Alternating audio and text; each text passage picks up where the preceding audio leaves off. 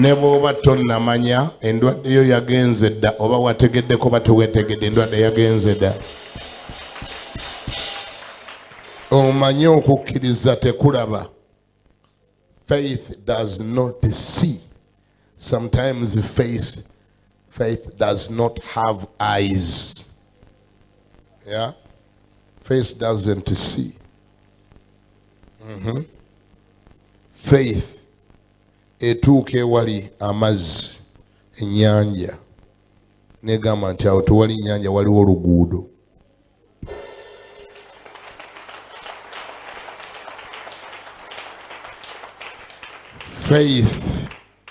Faith etuuka ku mwana wa Yayiro nga yafudde dda n'omugolola baamugolodde dda. Faith neegaana negamba ono tafudde yeebase bwebasi.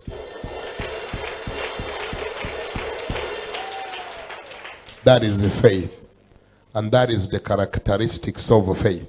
That is how faith works. Faith can choose not to see. Faith can choose not to see. Egamba no gwe kyolaba nze sikiraba. Faith bw'esalawo okulaba eraba ekkubo ewatali kkubo.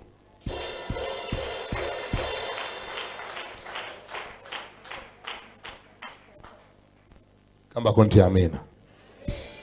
Mukama akunzijulize faith.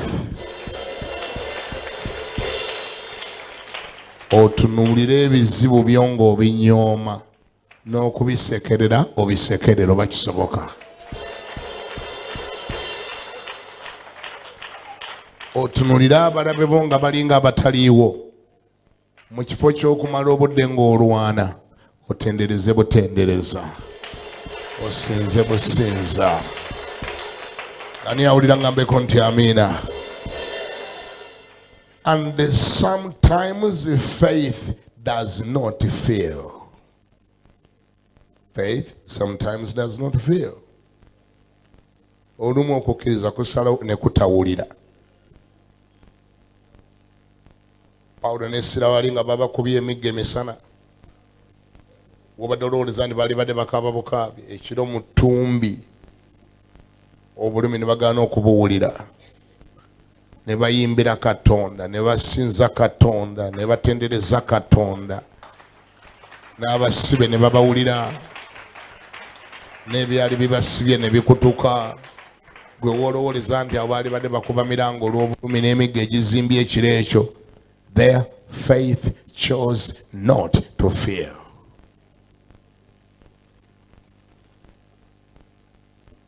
Kama ebazibwe. Have faith in God. Have faith in God. Pastor, where can I get a piece of faith? Where can I buy it from? Which supermarket can I buy faith from? The Bible says that faith comes by hearing, and hearing by the word of God.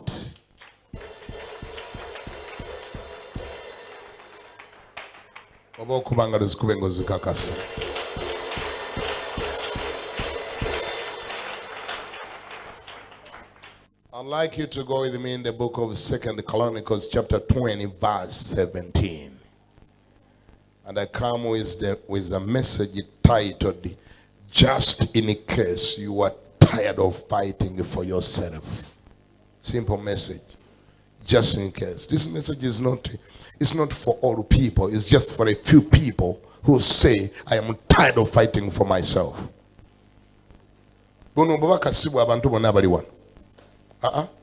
Bw'abantu bokka bagamba nk'oyo okwerwanirira Mukama take over.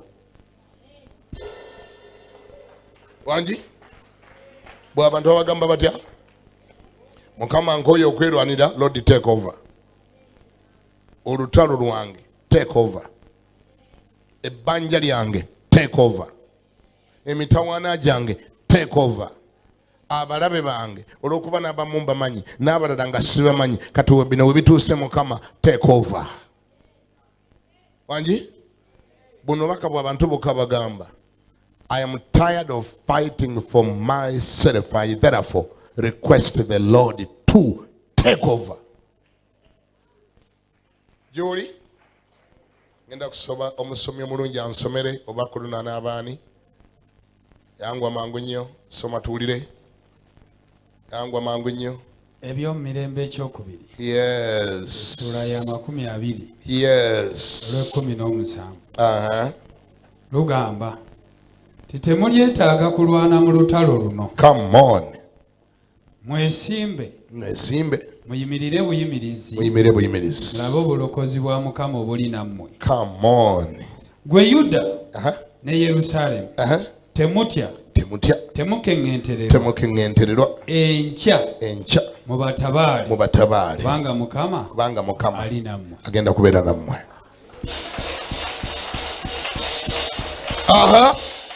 Nsomoludako.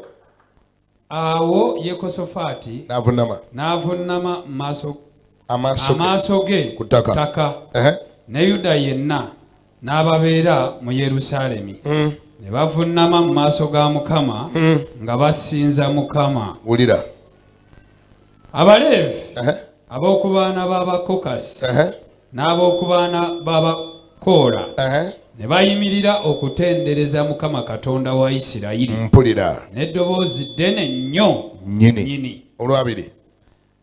Ne bagolokoka enkya mu makya. Mpulira. Ne bafuluma mu ddungu ery'Ettekowa. Mpulidde. Awo bwe baali nga bafuluma Yekosafaati n'ayimirira.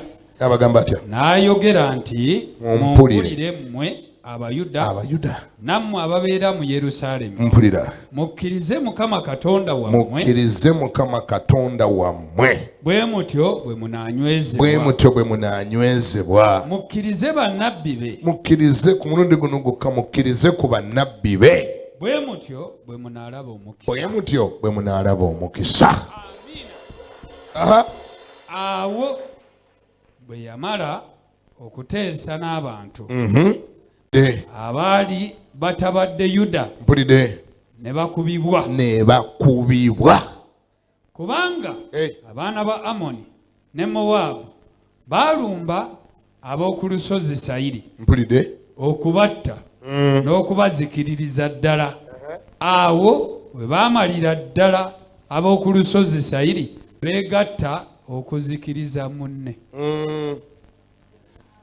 Awo Yuda bwe baatuuka ku kigo ekikuumirwako eky'omu ddungu ne batanula oba ne batunuulira eggye, kale laba nga mirambo egigudde wansi so tewaali abaawonawo. Awo Yekosafaati n'abantu be bwe baatuuka okubaggyako omunyago ne basanga mu bo obugagga bungi n'emirambo n'ebintu eby'omuwendo omungi bye beeyambulira bokka, obungi bwabyo ne bibalema okutwala. Mukama yeebazibwe. Siwulire Mukama yeebazibwe. Naatera okuwulira Mukama yeebazibwe. Sebo ngenda kutawaanya onsomere olw'omusanvu okkirire kuba waliwo ebiri erudda lw'eyo byenjagala nabyo tubitegeere. Genda ku lw'omusanvu nalwo olusome.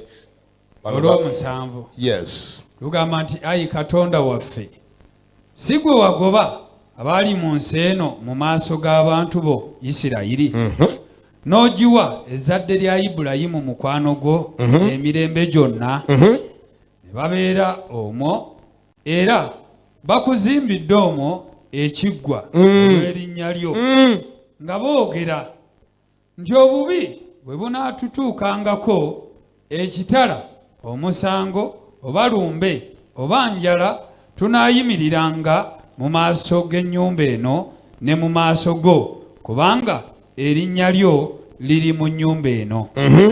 Ne tukukaabirira nga tulabye ennaku naawe oliwulira n'olokola. Olw'ekkumi. Kale nno tunuulira abaana ba Amoni ne Mowaabu n'ab'oku lusozi Sayiri be wagaana Isirayiri okutabaala bwe baava mu nsi y'e Misiri, naye ne bakyama okubavaako ne batabazikiriza. Laba bwe batusasula, laba bwe batusasula okujja okutugoba mu butaka bwo bw'otuwadde okulya. Ayi Katonda waffe, tolibasalira musango kubanga tetulina maanyi n'akatono eri ejjeri n'eddene eritutabadde. So tetumanyi bwe tuba tukola. Ne bw'okomaawo ekyo njagadde kiveeyo nakyo. Nagambye buno obubaka bw'abantu bokka abakooye okwerwanirira.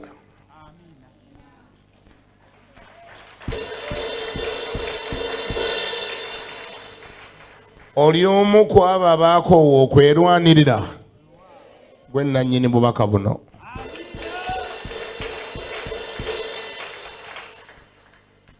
Njagala kugamba nti si ggwe osoose okulumbibwa, era entalo tezisoose kubeera ku ggwe, era egyo gy'oyita emitawaana gyo tegisoose wo, era abalabe tebatandikidde ku ggwe. Waliyo abalala be baali balumbye nga na bano be tuva okusomako ku mulembe gwa Yekosafaati nga talina na kyakoze, abalabe bamulumba. Ekyo kimaakinge nga talina na kyakoze atya. Setaani tafaayo oba olina kyokoze oba tolina kyokoze, asobola okusigala ng'akulumba. Enjawulo yokka weeri eno nti bw'akulumba nga tolina kyokoze, Katonda anaakulwaniriranga.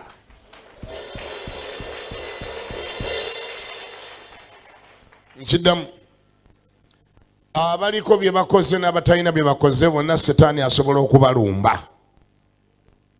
Naye enjawulo eri wano, bw'obanga oli innocent, bw'abanga akuvunaana lwa bulungi bwe wakola, bw'abanga akuvunaana lwa butuukirivu mw'obadde otambulira, bw'abanga akulumbye lwa kutya Mukama kw'obadde omutya, bwe kibanga ekyo ekikuliko kyajja lwa kukola bulungi bwe wali okola n'osasulwamu obubi, Katonda anaakulwaniriranga.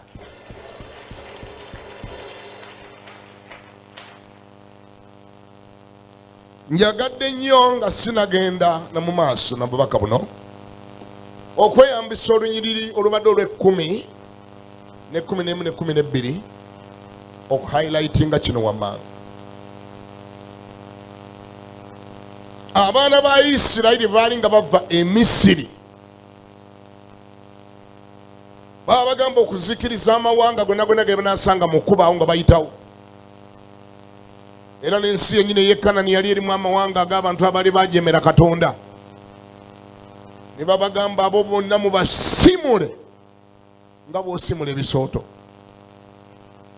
Neewulira Katonda mu kisa kye n'emagezi ge ag'ekitalo n'abaako amawanga ge yabagamba nti kale abo mubasipeyalinge mbalikewo wadde bakaafiiri, n'abo mbalikaawo babeerebeeraawo, munaabawanga emirimu banayasanga enku mu community yammwe, n'abo babeeraawo tomanyi oba oli awo balitereera, ne babattira ku liiso ne babalekawo ne babatololetinga.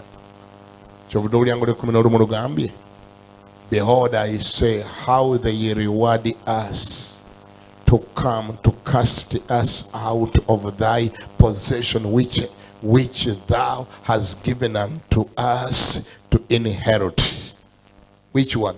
Those nations that you told us to spare. Basazeewo okutusasula obubi kulw'obulungi bwe twabakola. We spared them. Now they have rose against us. We tolerated them. We gave them water. We gave them food. We did good to them. They have chosen to pay us evil. Yekosafaati n'abaana ba Isirayiri ne basitula essaala efaanana bw'etyo mu maaso ga Mukama. Wali obaddeko awo ng'omuntu wamukola bulungi n'asalawo akukole bubi? Sikyawulira. Wali obaddeko awo ng'omuntu wamukola bulungi n'asalawo akukole bubi? Nga tajjukira mmere gye wamuliisa. Tajjukira bwe yasula mu ntebe zo n'azikutula. Tajjukira bwe wamubeererawo. Asula mu ntebe zo n'alya emmere yo, n'anywa caayi wo, n'alya kasooli wo. Wangi ayaja ng'asiiwuuse ne yeesiga ebizigo byo n'anyirira. Atajja na kabina n'afuna akabina n'atandika okukabigulira mu maaso ga bbaawo. Ku nkomerero wangi n'amegga n'okuluma n'aluma. Obufumbo n'abukubbako ne bakusuula nga gasiya erudda lweri naye nga wamukola bulungi ng'asaze wakusasula obubi. Katonda anaakulwanirira. Gwe waleeta ku mulimo n'asalawo akwogereko ebigambo gwe bakugobe yagusigaleko.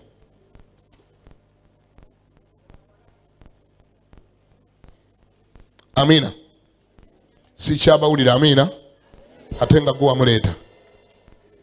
Gwe wakola obulungi n'asalawo n'akola bubi. Gwe wawonya eggere n'asalawo n'alikusambya. Kyali kikubaddeko ekyengeri ng'ekyo? Ensi yonna n'ogitunulira nga yonna eringa ekwegaanye. Buli mutenda n'akutunulira ng'olinga aliko ekizibu. N'ogezaako okwennyonnyola nga tewali awulira by'oyogera. Oyogera nga buli muntu yenaga nti bulinabika oliko n'ekisiraani. Nga yekka asobola okutegeera ye Katonda.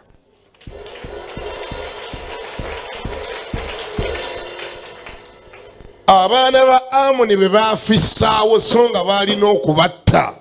Abaana ba Amoni be baafissaawo ne babaleka awo mpola mpola ne babagolokokerako. Nga balinga babavunaana nti mwakola bubi okutufissaawo. Nga balinga bagamba mwakola byo butatutta mwali tusse nga bwe mwatta abakiiti.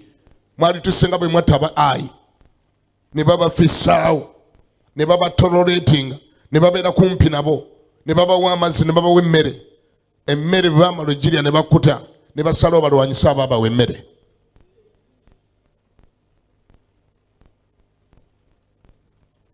Bayibuli egambye ne batiiminga apo. Ne beegatta Abamoni beegatta ne baani? Ababaddewo nga musoma Bayibuli Abamoni beegatta naani?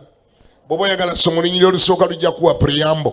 Olusooka lujja gamba awo olwatuuka oluvannyuma lw'ebyo abaana ba Mowaabu n'abaana ba Amoni ewamu n'abo abaana b'okuba Amoni ne batabala Yekosafaati okulwana naye. Ba Amoni beegasse n'aba Mowaabu ne bafunayo katiimu akalala nga nako k'abaana b'okuba Amoni.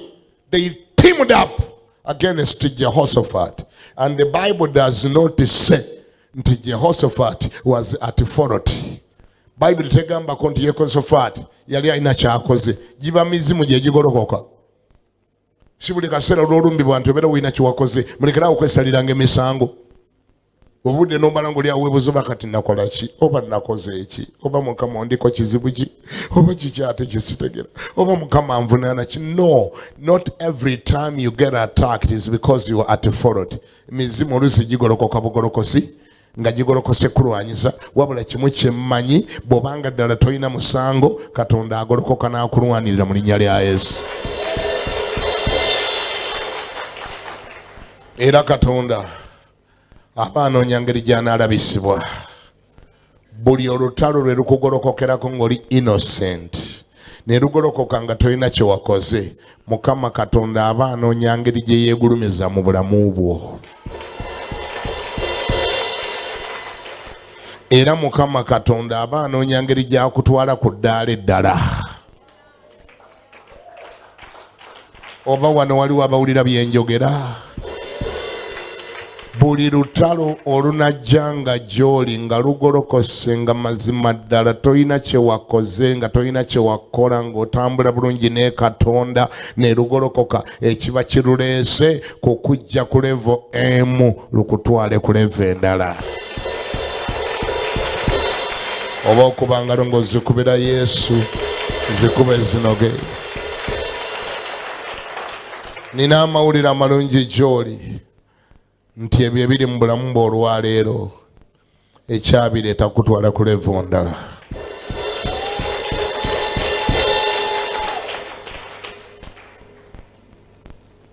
And that is where the difference is between those that get trouble, okay, because of them being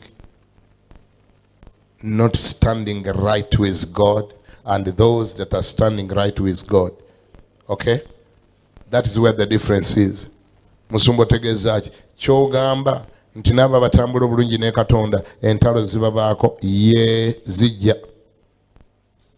Ate abatambula obubi ne Mukama nabo zibalumba. Kati enjawulo eriwa? Enjawulo eri bweti. Eri abatambula obubi ne Katonda ziba zize kubateeka wansi. Eri abatambula obulungi ne Katonda bwe zibalumba ziba zize kubawanika.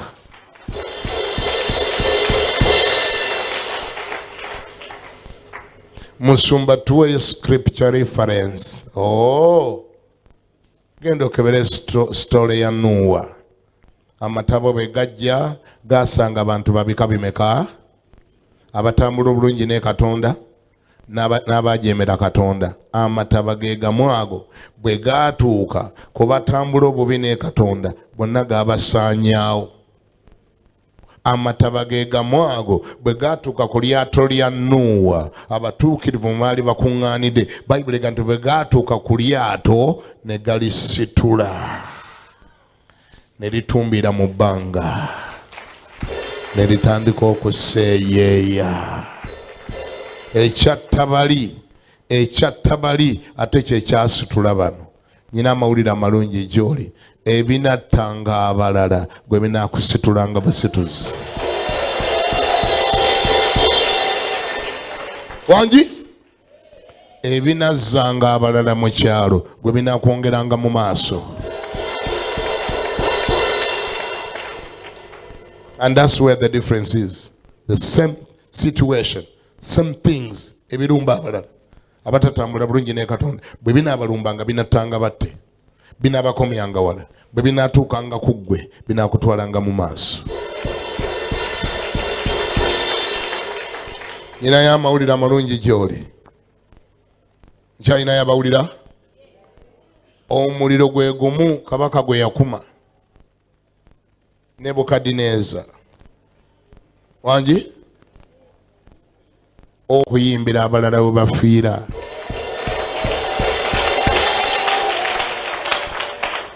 Mukama n'akuleetera okugaggawalira abalala we bayavuwalira. Abalala banaabanga bafuluma akeedi nga bagamba bo bayavuwalidde mu bwavuwalizi. Mwe akeedi mwoliva n'ozimba eyiyo mu linnya lya Yesu. Abalala banaabanga bagandika Kampala abalemi nga gw'osinza ng'oga nti Mukama ampadde omukisa mu kibuga Kampala. Abalala bye banaatenderezanga nti byagaana gw'oli byogerako nti bye byakuyamba ogenda wali olaga. Ani awulira agambeko nti amiina? Kiwetaga kiri eki? Sinzira mu mbeera yo osinze Mukama. Sinzira mu mbeera yo otendereze Mukama. yimbira Mukama, webaze Mukama, tendereza Mukama, kiriza Mukama, yimbira abalala bo batasobola kuyimbira. Tewemulugunyiriza Mukama, tomwogerera mafuukuule, tomubuuza bibuuzo, tomuyombesa mu mbeera bw'obanga by'otakyategeera nga bikususeeko. Yimba, sinza, tendereza. Wali awulira ngambeko nti amiina? By'owulira nga tokyabisobola, weebaze Mukama. Kola otya?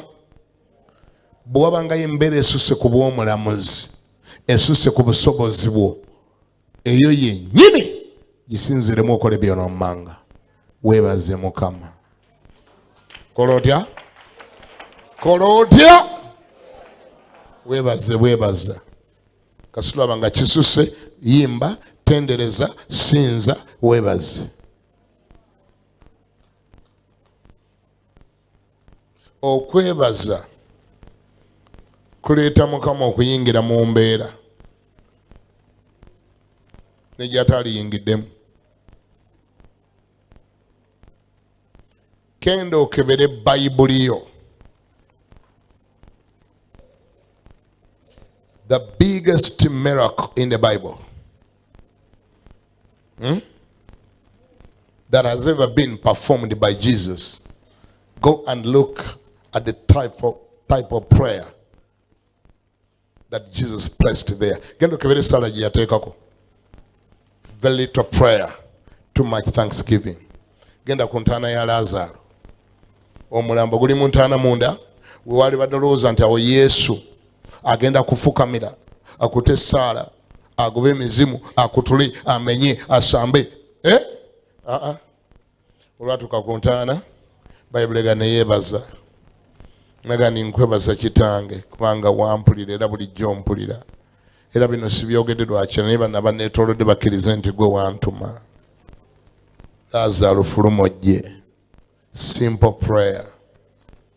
Simple prayer with the thanksgiving. Kasita bikusukkako obunene, weebaze Mukama. Kola otya? Weebaze Mukama. Bwe yaliisa abantu 5,000 emigaati, no prayer, only thanksgiving. Yakwata emigaati ne yeebaza.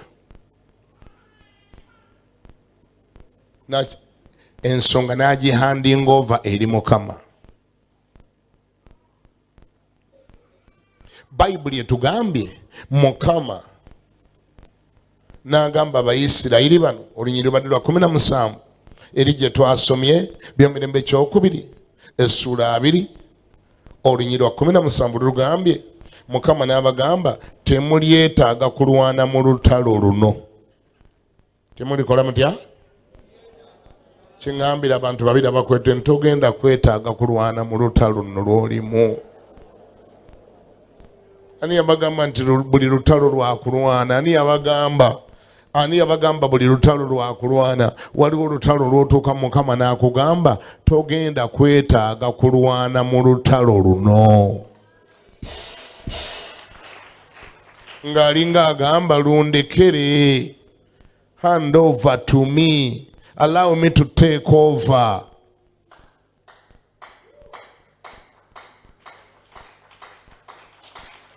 Oba okubanga luzikube zinoge.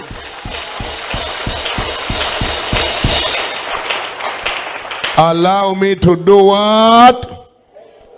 Allow me to take over. Mulwana nye bitetagisa buli katalo n'okayingiramu okalwane. Banga kentalo z'otuuka mugambe Lord, this one take over. Take over, Lord. Abagambye temulyetaaga kulwana. Naye ate uli abo abagambye temugenda kwetaaga kulwana. Naye mukeere mukkirireyo ku lutalo mubeereyo. Ate nga sitwetaaga kulwana yehe mugende mulabe firimu. Mugendeyo mulabe ki? Mugendeyo abalina firimu mu recording. Mugende mulabe firimu mulabe kigenda okubaayo. Mugende mukeere mubeereyo. Ne bongera ne bawuliriza Yekosafaati n'abagamba atya. Yekosafaati n'abagamba ku mulundi guno gwokka mukkirize Mukama bwe mutyo bwe munaanywezebwa. mukkirize ku baweereza be, mukkirize ku bannabbi be, bwe mutyo bwe munaakulaakulana.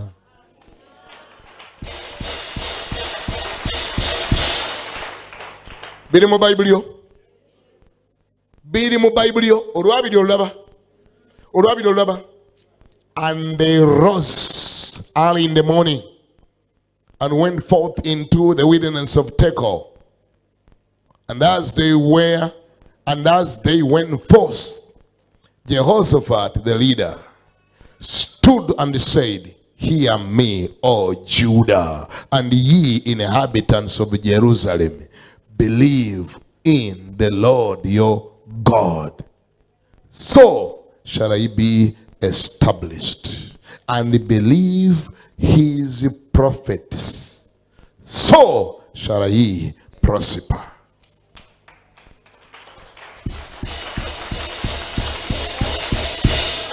Wanji buli kimu kirina kye kireeta. Baana ba taata buli kimu kirina kye kireeta. Bw'okkiriza Mukama onoonywezebwa. Bw'oneeyigiriza okukkiriza ebigambo abaweereza bye bye babuulira, n'okendeza ku lugezigezi, n'okendeza okubipimaapimanga, n'okendeza okubiteekako olukoba, ayogedde bw'ati ategeeza ki? Omulabe w'alaga. Ayayayayaya omulaba. Kati bw'oba okooye by'oyitamu ng'olugezigezi lw'olaba terukuyambye, wangi okoze olugezigezi mu kkanisa ya Mukama, okoze olugezigezi eri abaweereza ba Katonda, owakanye nabo, wangi weefudde amanyi byonna, kasita ozuula nga ntebikuyambye, gondako okkirize bannabbi be, bw'otyo bw'onookulaakulana.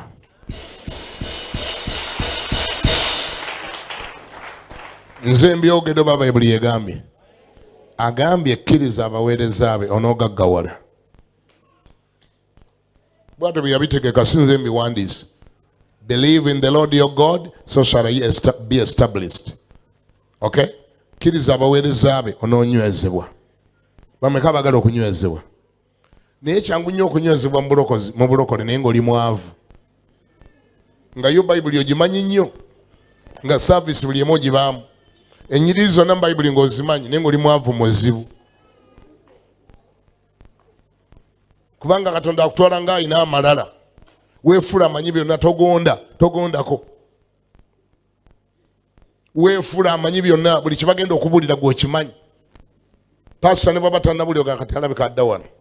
Kati bw'avaako olunyiri agenda wano. Nze mumanyi oyo, mumanyi. Kale weebala omumanya. Naye yalibanga wava mu kumumanya n'omumanyiira.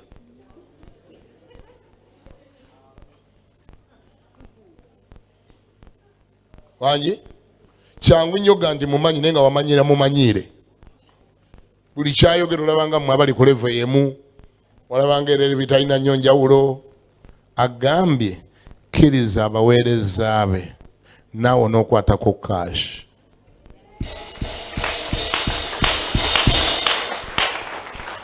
Believe in his prophets, so shall ye become poor. Bwekigambye? Become what?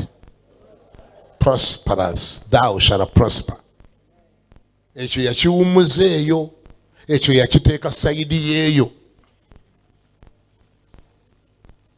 Ekyo kyabakkiriza. Mukkirize abaweereza be munaagaggawala. Ngambira ne bakunende banga okooyo obwavu kendeeza ku lugezigezi. Amina. Nze lugezigezi ndulabyeko nga luyavuwaza. Sekulimba. Ne bagamba okuwaayo n'okiteekako emboozi nnamba. Nuga ne bannange. Twajjirwa okuwaayo. Naye bannange, abasajja bano balya ssente zaffe bannange. Omulaba agamba ekimu ekyakumi bannange. Omulaba. Kati nga ze nzaddemu okulya. Gamba neighbor, genda mu maaso okola olugezigezi. Bw'obanga okooyo olugezigezi, okomangawo n'ogonda. Mugambe nti kola olugezigezi bw'olukoowa ng'oddanga n'ogonda. mukkirize Mukama bwe mutyo bwe munaakola ki? Gamba bwe naanywezebwa. Ate bw'oba oyagala okukulaakulana kkiriza ani? Kkiriza bannabbi be, kkiriza baweereza be. Bw'atyo bwe yabitegeka buli kimu kirina weekigwa. Kiri ekya Mukama kikuyamba kunywera mu bulokole. Kino ekirala kiyamba kuleeta prosperity. The choice is yours. Abawulidde mweka mugambeko nze mpulidde. Gambako nze ntegedde. Kama ibazwe. Olw'amakumi abiri mu olumu lwogera bwe luti. Abiri mu lumu. Give us verse 21. And when he had consulted with the people, he appointed the soldiers. Hey. He appointed singers. Can you imagine on a battle? Can you imagine on a war? Banang. When God takes over, Katonda bwa ensonga bw'agiyingiramu n'ebyokulwanyisa bikyuka.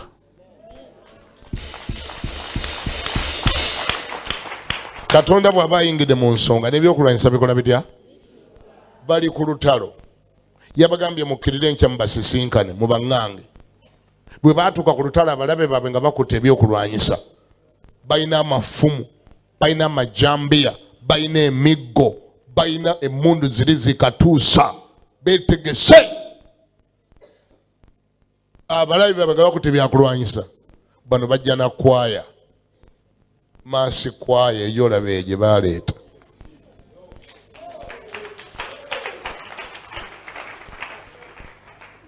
Abalabe baabwe n'okuwunga ne bawunga ne bagana emitwe gyammwe gikola bulungi.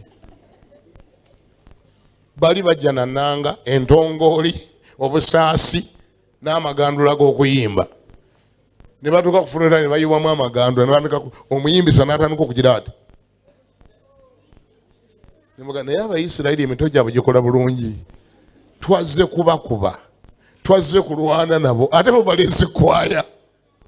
Ne baloba. Abalabe baabwe ne baloba. Katonda agenda kukozesaayo ebintu ebireetera omulabe w'okuloba.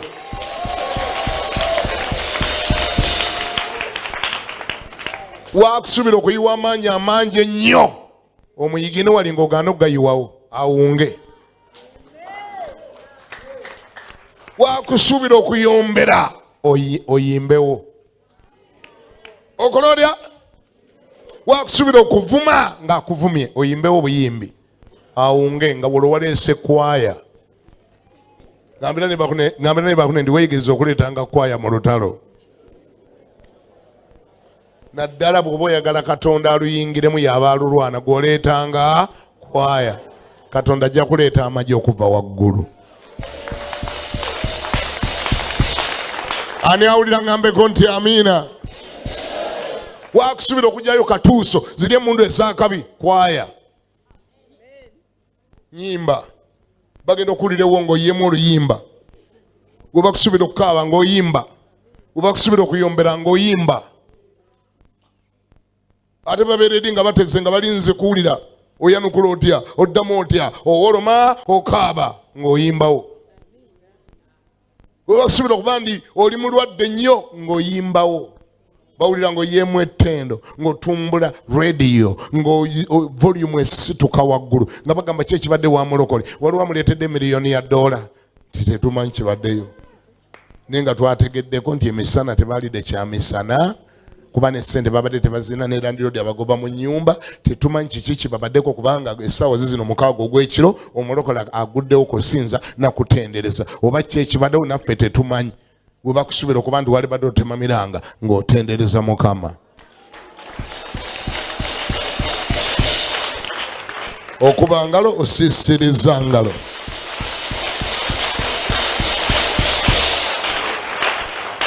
Bayibuli egamba nti ekiro mu ttumbi Pawulo ne Siira ne bayimbira Katonda nga bali mu kkomera, emisana nga babakubye emiggo, ekiro obulumi babakubye emisana, obulumi busituka kiro, ebizimba bizimba kiro, buli kakuluma buli byotawulidde biwulira kiro babanga emisana bakubye emiggo. Awo baali badde bawulirira obulumi nga busituse, ne bayimbawo, ne basinza Katonda, ne batendereza Katonda. N'abasibe abaali mu kkomera ery'okumuliraano mu ruumu endala ne babawulira ekyaliwo. Bayibuli ga n'ebyali bibasibye ne bikutuka ekiro ekyo.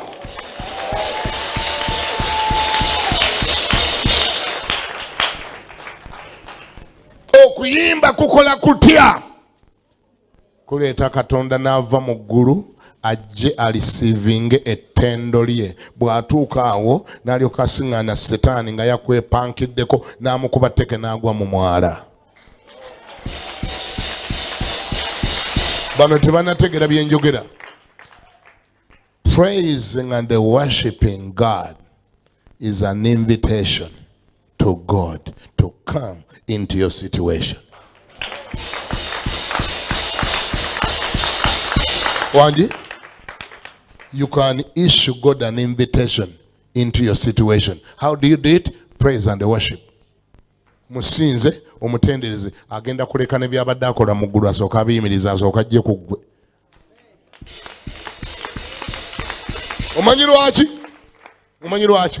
Bayibuli ega nti Katonda akka wansi mu matendo g'abantu be. Katonda bw'aba ayinayo addiction yonna gy'ayina, wanji bagita praise and worship. Emerekesa byabadde akola najja.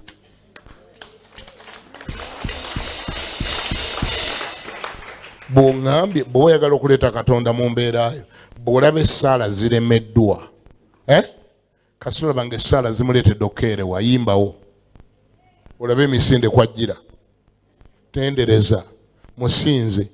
Alina ddala ng'oli mitawaana, sinza. Neggulu ligenda gandi ani asinza nti oli ayasibye mitawaana, kiki ekimubaddeko, amaanyi agajjeewa, n'asalawo asinze Mukama. Ettendo lireeta Katonda.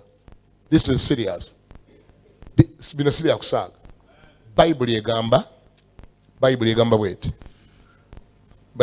bweti nti Katonda anoonya abamusinza mu mwoyo ne mu mazima. Akola atya?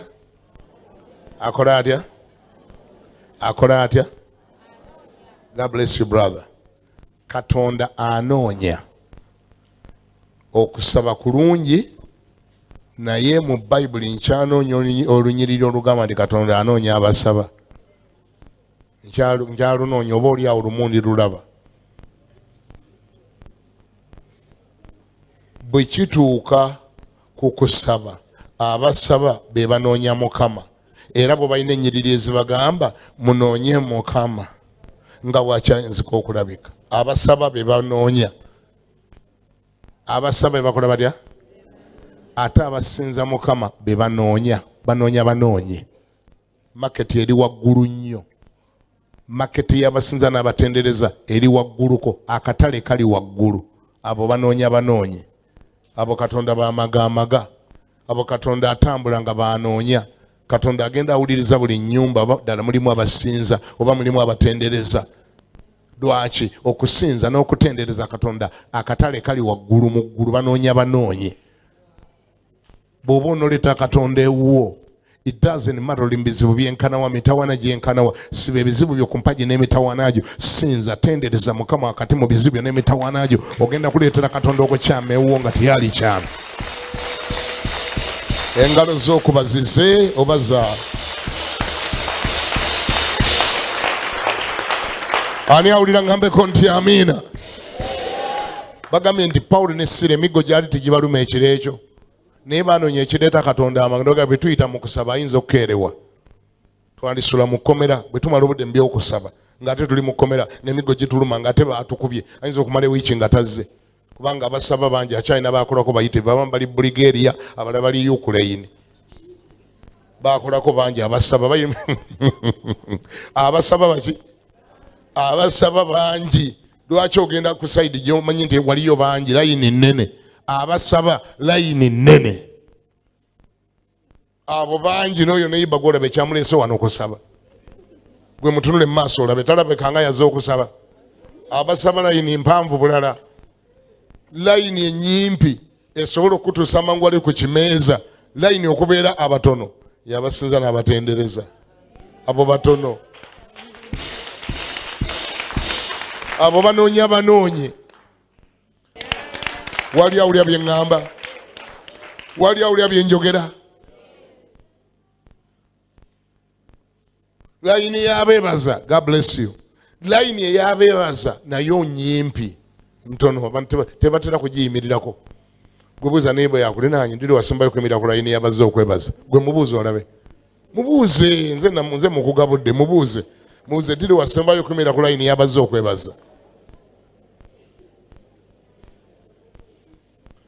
layini y'abazze okwebaza nayo batono gwe gende wa President Museveni olabe layini y'abazze omusaba ebintu akayumba kabeera kajjudde abantu naye gwe beera mugezi ng'otuusengawo obagenzi ekindeese wano sina kyenze kumusaba nze mmwebaza njagala mukwasa ekintu kyange ekyokwebaza bajja kuyisaawo ku sipiidi bw'otuukayo oyogere byoyagala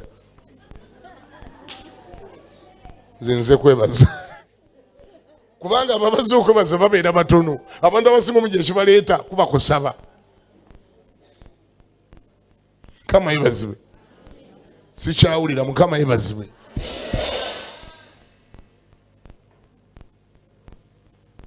bano ne bamanya nti ebintu bino we bituuse leka tusinze Mukama olabye olunyiriri lwe batuwadde Yokaana 4:23 olulabye Yokaana 4:23 olulabye tugambye lutya but the hour cometh and now is when the true worshippers shall worship the Father in spirit and in truth. For the Father seeketh such to worship him. Who seeks? Say the Father. Who seeks? The Father is looking for them. The market is high. Father, tata, anonya banonya basinza. And this is serious. This is a very serious issue. Many of us tujja wan nakati wakatuukidde wan obwongo bwonna buli kukusaba kubanga wazze n'ebitawaana gyo olina ekisero kirambe eky'emitawaana kati katonda agenda okulya ng'omulemedde kayimukama abaana school fees ayimukama omwami yaganya okomayo waka ayimukama olubuto luluddewo ayimukama embaga ayimukama katonda ng'ebintu byonna byawulira byakumusaba tawulirayo yadde kimutendereza n'omubowa abamu katonda mumubowa kubanga mulakinga approach toyinza genda wa Ssaabasajja Kabaka wa Buganda ng'ekikututte kwogera byetaago bye byokka era n'omutuukiramu ayi Ssaabasajja mbadde nze gwe gamba manyi tulina ebizibu ewaka agamba mukwate ono musibe emiguwa kubanga ambowa amalako emirembe alalusa amalako emirembe saze kusomesa kusinza sikye nazo okusomesa kubanga bwe nkiyingiramu kiwanvu is very deep naye mweyigirize approach maaso ga Mukama weeyigirize shortcut. Praise and worship is a shortcut to God. It's another way of involving God in a battle. Mu lutalo lwataalizeemu n'olumuteekamu kuba bw'ajja bw'ati nga azze okufuna amatendo ge wangi kakusanga kakwepankirako avaawo akakiri yalinze.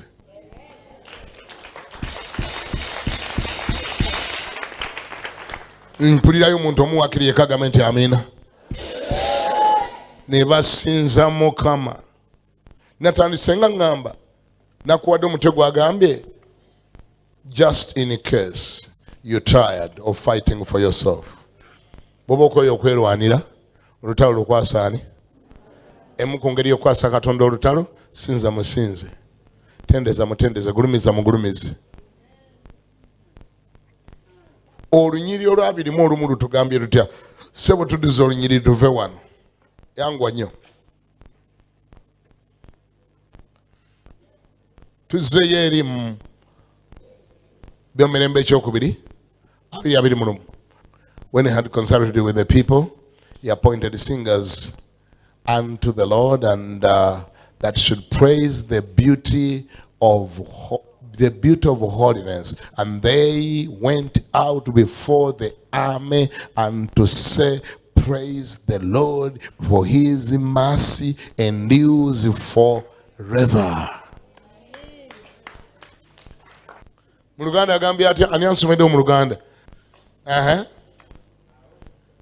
Awo bakola ki? Awo bwe baamala okuteesa n'abantu nassaawo abo abanaayimbira Mukama ne batendereza obulungi bw'obutuukirivu nga bafuluma nga bakulembedde ejje ne boogera nti mwebaze Mukama. Oba ne bayimba uli oluyimba kye lwagamba mukole mutya?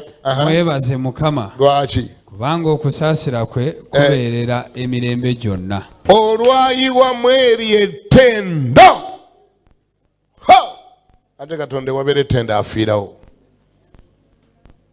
Ekitiibwa kya Mukama ne kiva mu ggulu. Bamalayika ba Mukama ne bajjirako. Bali bamalayika be bayita ani aluleeta. Bamalayika babayita balya? Bayingira waawo nga bawerekedde Mukama okunona ettendo lye, naye bali bamalayika bakabenje bayita ani aluleese. Bagenda okutuuka awo nga bamo ne baluleese. Wulira ekyababaako ne babagamba kati mwe temubalabudde muteege buteezi, temubaataakinga muteege buteezi wali. Buli ayitayo gwe mubalangula. Fe tugenda bafubutula. Wulira ekyaliwo. Bayibuli egamba nti Mukama Katonda n'asindika confusion mu kampu y'omulabe. Abalabe ne bakubagana bokka na bokka. Omuntu yalabanga munne obwedda gwe yazze naye, obwedda ali naye, n'amubalangula ekikonde ku mannyo. Noono n'amugamba nti onkubidde ki? Naye n'amwokya oluyi. Ono n'amubateeke mu lubuto. Anti firimu n'etandika. Firimu n'ekola erya? Katonda agenda kutabula abalabe bo bokka na bokka.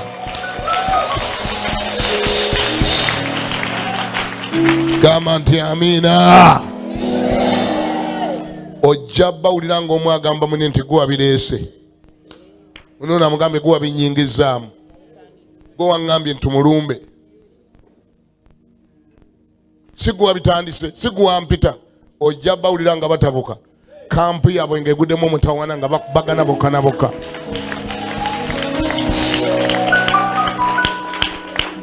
Gambako nti amiina. Mukama Katonda n'asindika omwoyo gwa confusion mu kampu y'omulabe. Abalabe ne bakubagana bokka na bokka, ne batemagana bokka na bokka, ne beetemako emitwe bokka. Bayibuli egamba nti baalwanagana ewatasigalawo yadde omuntu ayalina emunne. Wangi? Baalwanagana ne battiŋŋana ewatali yadde omuntu ayasigala n'emunne nga bategeragana. Ekitegeeza abali mu battalion nga bagirimu 100 beekuba ne basigala 5. 5 ne geekuba ne basigala 25. 25 ne beekuba ne basigala 12 n'ekitundu. 12 n'ekitundu ne beekuba paka ne basigala 6 n'ekitundu. 6 n'ekitundu ne beekuba ne basigala 3 n'ekitundu. 3 n'ekitundu ne beekuba ne basigala 1 kitundu. Mpaka buli omuntu mpaka omuntu lwe yanoonya munne nga takyamulaba ne yeenoonya. Nkirangira kibeere mu kampu y'abalabe bo mu linnya lya Yesu. Gamba beekube.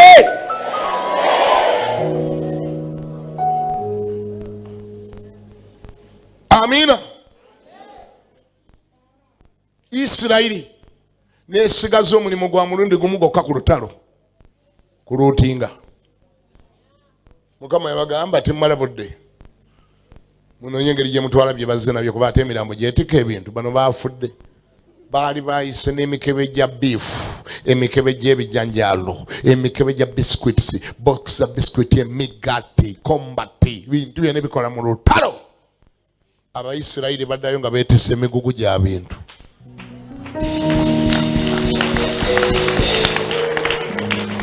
Katonda agenda kukuleetera okuluutinga abalabe bo mu linnya lya Yesu. Si byange bya Bayibuli, Bayibuli yegambye. Wangi? Bayibuli yegambye. Olwabiri mu esatu lwogedde lutya? 20 mu mmeka? Twakomye ku lwakomeka? 20 mu? Mulumu? Mu 2? Agambye atya? Olwabiri mu 2. Bwe batandika okuyimba olwabiri mu 2 lugamba, and when they began to sing and to praise the Lord. Wow. Eno yali concert. Baali bagenze mu kivulu. Baali bagenze ku music egala. Baali ludawa. Baba na gye bayimbira kaakati ku lutalo. And when they began to sing and to praise the Lord, the Lord set ambushments against the children of the Ammonites, Moab, and mountain of Seir, which were come against Judah, and they were smitten. Ne bakubibwa. Bano bali mu kuyimba. Bano bakubibwa. Yimba. Ogenda kulaba eggulu bwe likubira abalabe bo.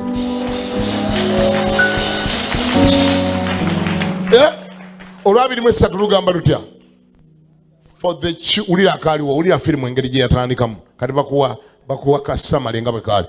For the children of the Ammon and Moab stood up against the inhabitants of the mountain of Seir, utterly to slay and destroy them. And when they had made an end of the inhabitants of Seir, everyone helped to destroy another.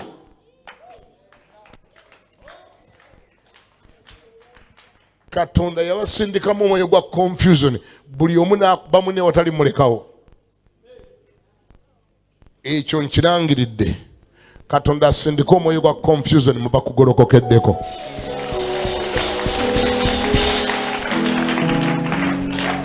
Beekube, beerwanyise, ewatali yadde okusigala n'omuntu alina emunne.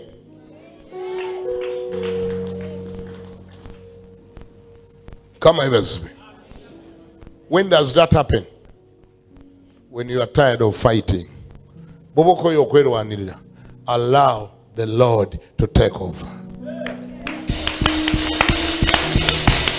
When you're tired of fighting for yourself, allow the Lord to take over.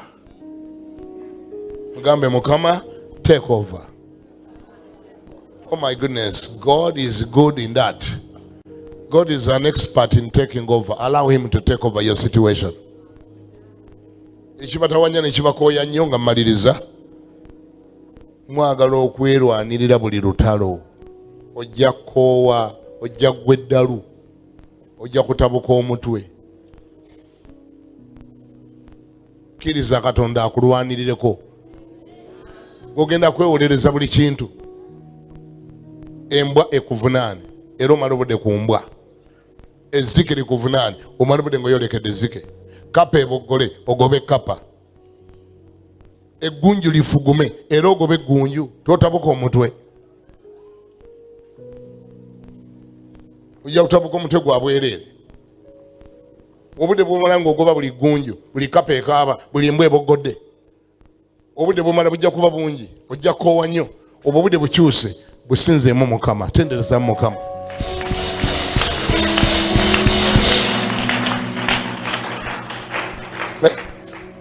Obere ng'oyita ku luzzi ekikere ekikaabe era ogobe ekikere togwa eddalu.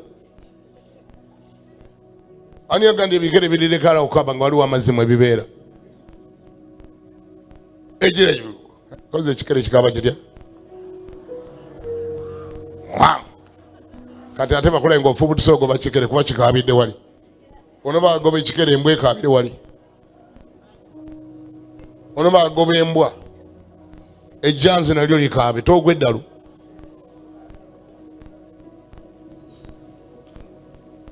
Kama ebazibe. Obudde bw'omala ng'ogoba buli ekiwoloma bukyuse osinzeemu Mukama.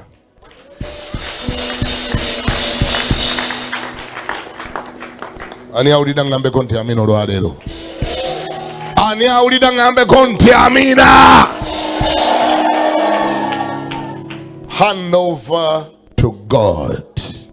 Hand over your battles to God.